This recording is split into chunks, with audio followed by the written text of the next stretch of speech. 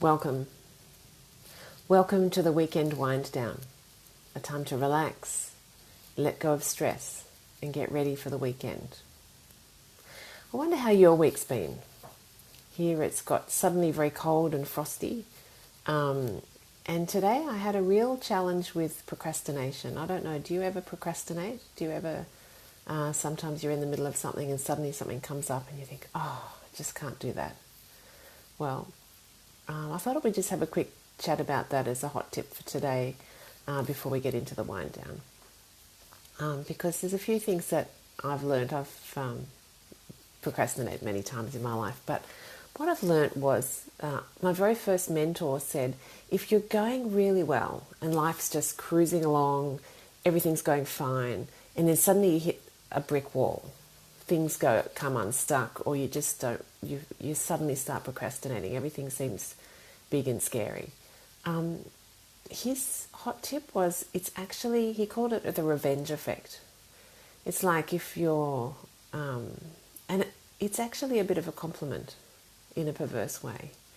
Because if you're learning and growing, if you've got like a vision or a dream for your life and you're actually moving forwards towards that, then there's a part of you that actually wants you to keep safe. There's this little part deep inside that wants to protect you.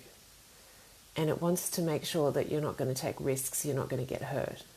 And so it throws up resistance. And that's the sort of thing that can make you procrastinate on something that is really, you know it's important, you're moving in that direction and suddenly, woof, and that's what happened to me today. So the first thing is just to recognize, and don't call it a problem. I learned something just listening to Tara Brach recently. If you call something a problem, what that does is it sets the stress hormones firing. And when your stress hormones are firing, then it's actually really hard to get creative and find a solution. So if you're finding you're hitting a block, hey Glenda, if you're feeling that you're finding a block or you feel like something's come up, the first thing is don't call it a problem, because that gets all your stress hormones firing. Instead, just call it a challenge, call it a situation. This is what's happening to me now. As soon as you do that, then the stress hormones can calm down and the creative part of you, the frontal lobe, can actually start firing. And you might actually start thinking more clearly and creatively and collaboratively and cooperatively rather than just procrastinating and pushing it down. And then the next step is to, if you have something that you're wondering about and you just don't know how to go forward, I encourage you to think, what's my why? What's your why? It might be your dream or vision, it might be your goal, it might be your values. If you want to get clear on any of those things, I love coaching women about it, their values, their goals, their dream for the future. But once you get clear on where you're headed, on what your why is, then that can actually help you to get back on track and realize, that's where I'm heading, that's what I want. And then if that's not, if you don't have a clear answer yet for your problem, the last step is journaling or art, anything where you can write or draw or doodle to help you work through the problem is just really a powerful way to work through it. And again, I've got a technique, there's a book this thick all about journaling, all different techniques. If you're interested in that, let me know, and I'd love to share something about that with you too. So that was just my hot tip for today. So let's wind down for the weekend. So I invite you to put your feet flat on the floor, sit up straight, put your hands comfortably in your lap. And let's just take a few slow deep breaths together, breathing in slowly and breathing out slowly. And again, and out. One more time. And now I invite you to just reflect back over your week for a moment. What's something that you're grateful for from this week?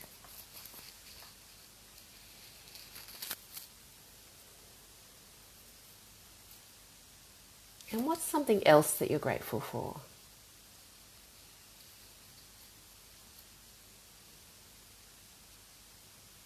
And I wonder if there's even more things that you're grateful for.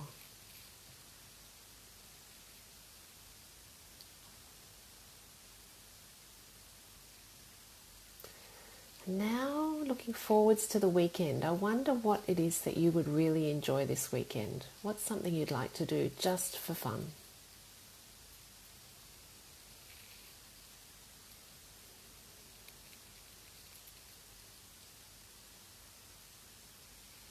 And what else is something else that you'd like to do just for fun this weekend?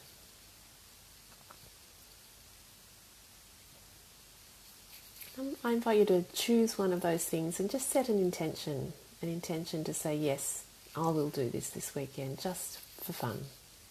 Just because life's too short to not have fun, isn't it?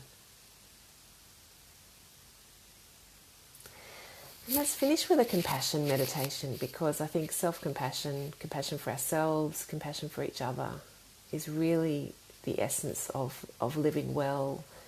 We all desire connection with other people, but actually if you have a good connection with yourself first, that's a great foundation on which to build everything else. So just repeating silently, interiorly after me, may I be happy. May I be healthy. May I be safe. May I live with ease. May I know I am loved. May I be filled with peace. Now, thinking of your loved ones, the special people in your life, just picturing them and sending love to them. May you be happy. May you be healthy. May you be safe. May you live with ease. May you know you are loved. May you be filled with peace.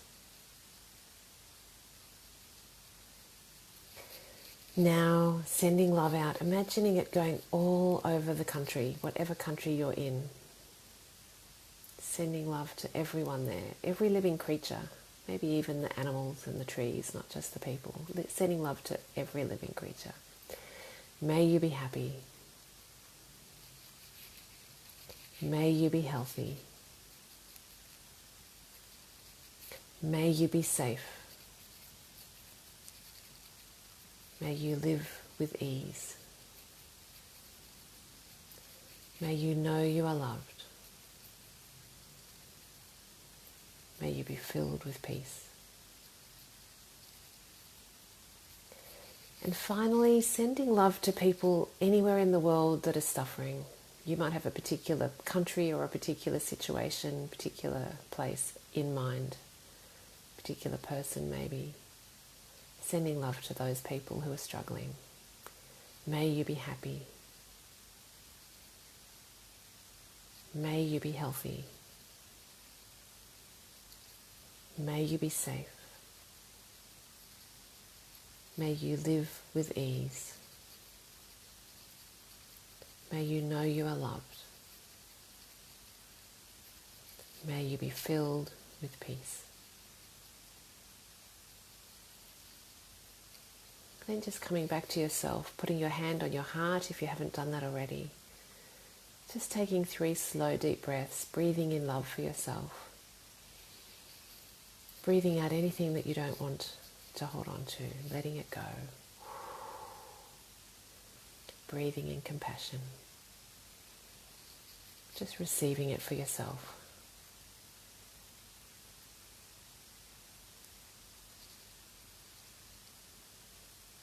And getting back in touch with that intention that you have for yourself for the weekend. What's one thing that you'd like to do this weekend just for fun, just for you? I'd love it if you'd like to share what that is in the comments if you're on Facebook, or if you're listening to this as a podcast, please share it with a friend and encourage them to come up with something for themselves too, an intention for the weekend. So I invite you to wiggle your toes, wiggle your fingers, wiggle your nose, if you can, open your eyes. Wishing you a fabulous weekend, and hoping that the hot tip for today just helped you a little bit. I'm organising some retreats, a Zoom retreat online on the 11th of Saturday week of June, tomorrow week, and then there's a live retreat in Sydney, 25th of June in Manly. If you're interested in those, give me a message, and I'm very happy to send you the details. Have a wonderful weekend, and I look forward to seeing you again soon. Thanks for coming. Bye for now.